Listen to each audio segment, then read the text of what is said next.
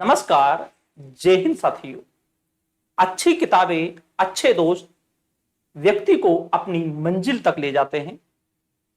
और अगर आप यूजीसी नेट की तैयारी कर रहे हैं, कॉलेज लेक्चरर या पीजीटी की तैयारी कर रहे हैं, तो आपको कौन सी पुस्तकें पढ़नी चाहिए, कौन सी पुस्तकें परीक्षा की दृष्टि से सबसे महत्वपूर्ण है।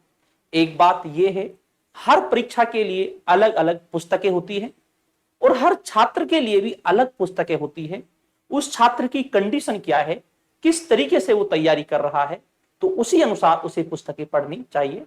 और आज आपको मैं प्राचीन भारत की महत्वपूर्ण पुस्तकों के बारे में बताता हूं कि कौन कौन सी पुस्तकें हमें पढ़नी चाहिए और परीक्षा की दृष्टि से कौन कौन सी महत्वपूर्ण पुस्तकें हैं। जी हां, अगर हम बात करेंगे, नए छात्रों को अक्सर ये पता नहीं होता कि जो श्री राम गोयल की जो पुस्तक है वो कितनी महत्वपूर्ण पुस्तक है। जी हाँ, ये जो श्री राम गोयल की पुस्तक है, इसकी प्राचीन भारत के 3 वॉल्यूम आते हैं। एक प्राचीन भारत आती है जो प्राचीन से लेकर 320 ईस्वी तक है, अर्थात गुप्त काल से पहले तक की है। इसके बाद ये प्राचीन भारत जो 320 से 350 ईस्वी तक है, केवल इसके अंदर गुप्त काल आता है। जी हाँ, इसके बाद आता है 550 से 750 ईस्वी तक की आती है, तो ये गुप्त काल के बाद की आती है। तो हम बात करें, ये जो श्री राम गोयल की जो पुस्तक है, अगर आप कॉलेज लेक्चर की तैयारी कर रहे हैं, अगर आप रिसर्च कर रहे हैं, तो आपके लिए सबसे महत्वपूर्ण जो पुस्तक है वो श्री राम गोयल की पुस्तक है। और जो ये प्राचीन काल के जो प्रश्न पूछे जाते हैं, जब हमें लगता है कि किसी गाइड के अंदर से ऐसे प्रश्न नहीं मिलते, हमें किसी बुक्स में नहीं मिलते, तो एक बार ये श्री राम गोयल की पुस्तकें आप उठाकर जरूर देखना और आपको पता चलेगा कि कहां से प्रश्न आते हैं और कैसे प्रश्न हैं और यहां पर कितनी डिटेल से चीजें दे रखी है। जी हाँ, तो बहुत महत्वपूर्ण पुस्तक है। इसके बाद आती है प्राचीन भारत का इतिहास तथा संस्कृति, केसी श्रीवास्तव, यूनाइटेड बुक डिपो। और हम बात करें, ये प्राचीन भारत की जो पुस्तक है, जिसके अंदर टोटल पेज है 958 पेज। कितने? 958 पेज है। जी हाँ, तो मैं आज इन्हीं पुस्तकों के बारे में और सौरभ चौबे की और पप्पू सिंह प्रजापत की पुस्तकों के बारे में ही आपसे चर्चाएं करने जा रहा हूं और उन्हीं के बारे में मैं आपको बताऊंगा कि कौन सी पुस्तक पढ़नी चाहिए। जी हाँ, हम बात करें, अक्सर छात्र गलती कर देते हैं, कौन सी बुक्स पढ़ते हैं। कभी कभी ऐसा होता है, मेरे पास आता है कि सर हमने पप्पू सिंह प्रजापत की बुक्स पढ़ी थी, लेकिन सर बड़ी बोरिंग बुक्स है। यह सवाल बहुत ज्यादा होता है। लेकिन एक बात है, मैं किसी राइटर के बारे में यह नहीं कहना चाहता कि यह पुस्तक बेकार है। हर राइटर अपना 100% देने की कोशिश करता है। जी हाँ, हर राइटर अपना 100% देने की कोशिश करता है। और हम बात करते हैं श्री राम गोयल और पप्पू सिंह प्रजापत, केसी श्रीवास्तव और सौरभ चौबे, कौन सी पुस्तक किसके लिए बेहतरीन है, कौन से कंपटीशन के लिए बेहतरीन है, इसी पर हम चर्चाएं करें। जी हाँ, अगर हम बात करते हैं श्री राम गोयल, अगर हम बात करते हैं श्री राम गोयल की पुस्तक की, अगर हम बात करते हैं श्री राम गोयल, ये श्री राम गोयल अपने समय के बताया जाता है कि बड़े प्रसिद्ध इतिहासकार रहे हैं और जोधपुर यूनिवर्सिटी के प्रोफेसर भी रहे हैं। जी हाँ, अगर श्री राम गोयल की आपको पुस्तकें लेनी है तो तीन इसकी बुक आती है, 3 वॉल्यूम आते हैं श्री राम गोयल की के। और अगर आप कॉलेज लेक्चरर या आप असिस्टेंट प्रोफेसर की आप तैयारी कर रहे हैं, या आप पीएचडी करना चाह रहे हैं, पीएचडी कर रहे हैं और आपको कोई टॉपिक चाहिए, तो आपके लिए सबसे बेहतरीन जो ऑप्शन है वो श्री राम गोयल की पुस्तक है। जी हाँ, लेकिन नेट में आपको इसे नहीं पढ़ना, क्योंकि नेट में आप इसके अंदर से कुछ टॉपिक आप इसके अंदर से पढ़ सकते हैं, लेकिन नेट को की बहुत लेंथी बुक्स है। जी हाँ, अगर कुछ टॉपिक आपको उठाने हैं तो उनको आप जरूर पढ़ सकते हैं, लेकिन मुख्यतः आप इनको 2 चीज के लिए ही आप इसे काम में लें। जी हाँ, क्योंकि हम बात करते हैं कि बुक्स तो बहुत हैं, मार्केट में बहुत सी बुक है, लेकिन हम बात करें कि वो बुक्स हमें कब पढ़नी चाहिए, किस स्थिति में पढ़नी चाहिए, कौन से कंपटीशन के लिए पढ़नी चाहिए, ये भी जरूरी होता है। अक्सर ये तो बहुत से हम बता देते हैं कि भाई साहब ये बुकें बहुत अच्छी है, ऐसी बुक्स पढ़नी चाहिए, नहीं। लेकिन बात यह है कि किस कंपटीशन के लिए कौन सी बुक्स पढ़नी चाहिए। जी हाँ, तो तो ये आपके लिए दो के लिए सबसे बेस्ट बुक है। ठीक है, इसके बाद हम बात करते हैं पप्पू सिंह प्रजापति। पप्पू सिंह प्रजापति हम बात करें पप्पू सिंह प्रजापति, हम बात करें पप्पू सिंह प्रजापति की, जब हम बातें करते हैं, जो पप्पू सिंह प्रजापति की जो प्राचीन भारत की बुक्स है, बड़ी अच्छी बुक है। लेकिन एक बात है जो छात्रों से जो सुनने में आती है, जो हमने देखा है, जो हमारा खुद का एक रिव्यू है, ये पुस्तक कहीं ना कहीं एक बोरिंग महसूस कराती है, कहीं ना कहीं ये एक बोरिंग महसूस कराती है। जी हाँ, तो थोड़ा इसमें कहीं ना कहीं स्टूडेंट्स को इसमें दिक्कतें आती है।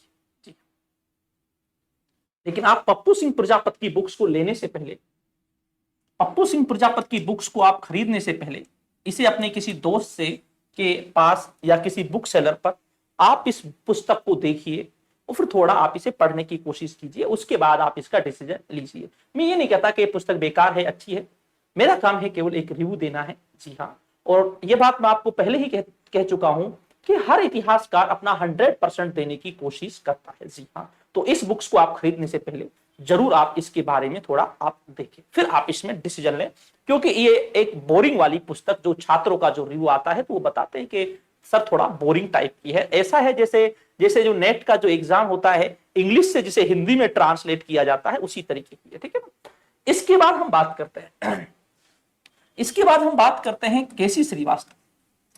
केसी श्रीवास्तव, ये केसी श्रीवास्तव जो बुक्स है, ये मेरी बड़ी फेवरेट बुक रही है, क्योंकि मैं हिस्ट्री ऑनर से रहा हूं, तो ये मेरी सबसे पसंदीदा बुक रही है प्राचीन भारत की। जी हाँ, और इसकी हम रिव्यू की बात करें, अभी मैं आपके लिए बता रहा था 981 इसके अंदर पेज है। जी हाँ, पेजों की संख्या 981 है।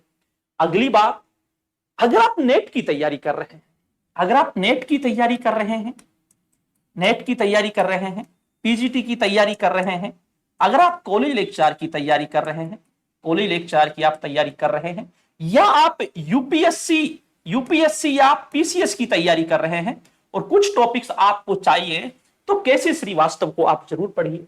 बड़ी सरल भाषा में है। जी हाँ, सरल भाषा में है, तो आपकी इस समझ में बड़ी अच्छी तरीके से आएगी। जी हाँ, बड़ी सरल भाषा में है और आपके लिए आपके अच्छी तरीके से समझ में आएगी। और अगर आप यूपीएससी की तैयारी कर रहे हैं, कुछ टॉपिक आपके पास नहीं है, तो आप इसके अंदर से कुछ टॉपिक्स भी आप इसके अंदर से देख सकते हैं। बड़ी अच्छी, बहुत शानदार है, सरल लैंग्वेज, बिल्कुल बिल्कुल समझ में आएगी, क्योंकि हिंदी में ही ये लिखी गई है, तो इसलिए समझने में बड़ी आसानी होगी और इतिहासकार ने सच में मेहनत की है। ठीक है, इसके बाद हम बात करते हैं सौरभ चौबे। सौरभ चौबे, अभी मैं आपके लिए भी बताऊंगा कि किसके लिए कितना टाइम है, उसके लिए कौन सी पुस्तक बेस्ट है। सौरभ चौबे की हम बातें करें, प्राचीन मध्य, ये बुक्स निकाल चुके हैं सौरभ चौबे।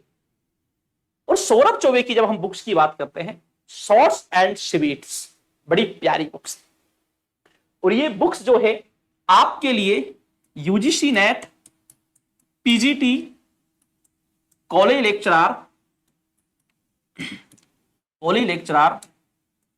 और ये आपके लिए यूपीएससी, पीसीएस के लिए भी बेस्ट है। जी हाँ, बहुत बेस्ट बुक्स है। कुछ टॉपिक आप देख सकते हैं, क्योंकि इसके लिए जो टॉपिक आपको महत्वपूर्ण लगे वो आप प्राचीन काल का देख सकते हैं। बहुत अच्छी बुक्स है। जी हाँ, बहुत अच्छी बुक्स है सौरभ चौबे की, प्राचीन भारत की, शॉर्ट्स एंड स्वीट, ज्यादा फालतू की चीजें नहीं दे रखी, जितनी चीजें देनी चाहिए उतनी चीजें दे रखी है। जी हाँ, और बिल्कुल हिंदी वाले छात्रों के लिए इतनी महत्वपूर्ण है, क्योंकि सरल भाषा है। जी हाँ, इसके अंदर भी क्या है, सरल भाषा है, सरल भाषा में ये लिखी गई है, सरल भाषा में ये लिखी गई है। ठीक है, अब मैं आपके लिए थोड़ा ये भी समझा देता हूं कि आपके पास, अगर आपके पास 5, 6, 7 घंटे हैं, आपके पास 2 घंटे हैं, तो आपको कौन सी पुस्तक पढ़नी चाहिए। जी हाँ, क्योंकि देखो क्या होता है, कभी कभी हम क्या करते हैं, एक बड़ी पुस्तक का हम चुनाव कर लेते हैं, जैसे केसी श्रीवास्तव की पुस्तक का हमने चुनाव कर लिया, और हमारे पास समय बहुत कम है, केवल हम 2 घंटे ही पढ़ पाते हैं। तो उसमें समस्या क्या होती है, समस्या उसमें यह होती है कि फिर हम उसका रिवीजन नहीं कर पाते। अगर आपके पास समय जितना है, उस तरीके से मैं आपके लिए पुस्तक बता देता हूं। अगर आपके पास समय है, अगर आप केवल 2-3 घंटे मेहनत कर सकते हैं और आप net, PGT, college lecture, UPSC, PCS की तैयारी कर रहे हैं, तो आप सौरभ चौबे को पढ़िए। तो आप सौरभ चौबे वाली पुस्तक को पढ़िए प्राचीन काल के लिए, जो कि सबसे बेस्ट है। और अगर आपका एमए काफी समय पहले कंप्लीट हो चुका है और आपके पास, आप या जॉब कर रहे हैं आपके पास, या आपके पास समय कम है, तो आप सौरभ चौबे की पुस्तक को पढ़िए, सबसे बेस्ट। जी हाँ। इसके बाद अगर आप एमए कर रहे हैं, अगर आप एमए कर रहे हैं, नए छात्र हैं, अभी आपके पास समय है, जानने की क्षमता है, तो आप इस पुस्तक को पढ़िए, आपके पास समय है। अगर आप 4-5 घंटे मेहनत कर रहे हैं, 4-5 घंटे आप पढ़ाई के लिए टाइम निकाल रहे हैं, तो केसी श्रीवास्तव की पुस्तक सबसे बेस्ट है। जी हाँ, अगर आपके पास 4-5 घंटे हैं तो केसी श्रीवास्तव की पुस्तक आपके लिए सबसे बेस्ट, बिल्कुल जी, बहुत अच्छी पुस्तक है। ठीक है। इसके बाद जो पप्पू सिंह प्रजापति की बुक्स है, इसकी भी मैं बात करूं, ये भी नेट के लिए, नेट पीजीटी कॉलेज लेक्चरार के लिए है। जी हाँ, कॉलेज लेक्चरार के लिए ये भी पुस्तक है, कॉलेज लेक्चरार के लिए ये भी पुस्तक है। और अगर आपके पास समय है 3-4 घंटे समय है, तो आप इस पुस्तक को भी आप जरूर पढ़ सकते हैं जी, जरूर आप इस पुस्तक को भी पढ़ सकते हैं अगर आपके पास इतना समय है तो। ठीक है। इसके बाद हम बातें करें श्री राम गोयल की। श्री राम गोयल की पुस्तक को असिस्टेंट प्रोफेसर और पीएचडी के छात्र अगर किसी टॉपिक पर रिसर्च कर रहे हैं, तो आपके लिए रिसर्च के लिए सबसे बेस्ट है।